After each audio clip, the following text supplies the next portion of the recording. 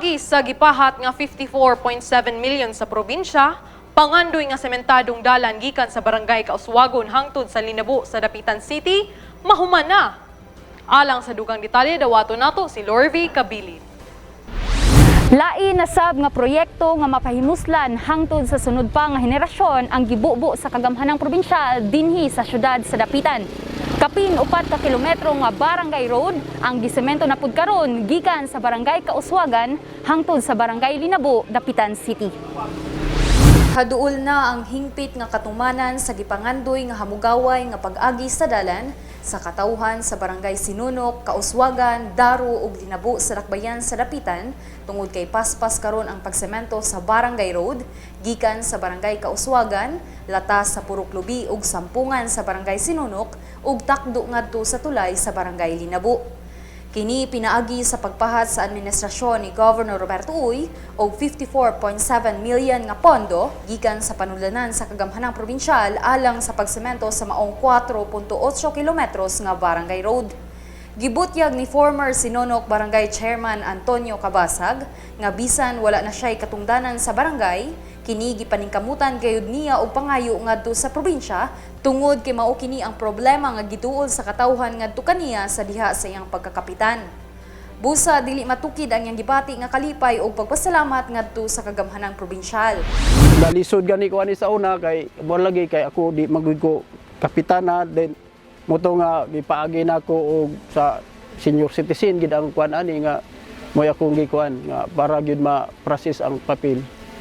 Kuan gyud ako no maglipay ko mura ko kahilakon nga sukad-sukad nga kining dalana agis kalisod lagi katumanan ug di pa gyud si mahal ato nga gobernador Roberto Uy.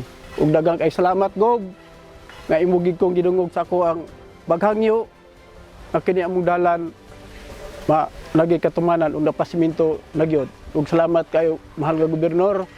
Gob, salamat kay thank you kay Gob.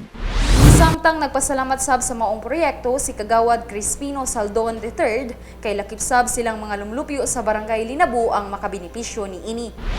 Dako kong pasalamat sa pamilyang Uy nga natuman ang dalan diri nga nasiminto na jud nga wala damha sa mga tao diri nga kaning dalana dako jud siya katabang sa mga namuyo diri kay sa una maglisod jud sila og agi diri dili jud halos magian kay sa tawo kung ulan kay agis kadanlog.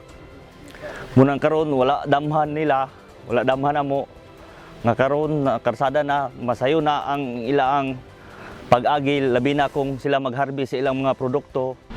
Padayag pud sa iyang kalipay si Raylan Magtuba, residente sa Purok Lubi, Barangay Sinunok, kinsa usa ka habal-habal driver kay Hayan, sulbad na ang iyang pag-antos sulod sa daghang katuigan.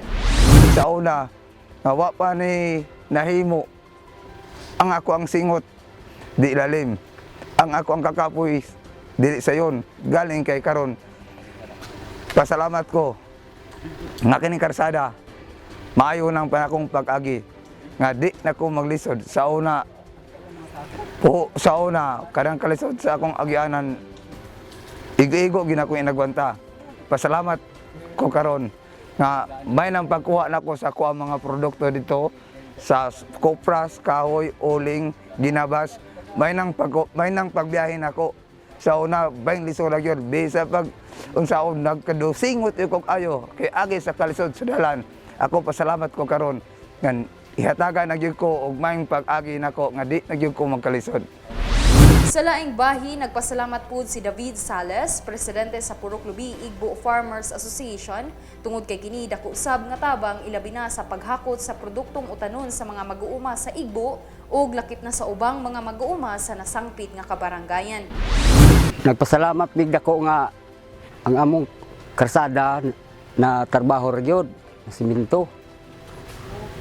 Ang among produkto dili mi magkalisod og na may kakargahan na may nang padaga na mo.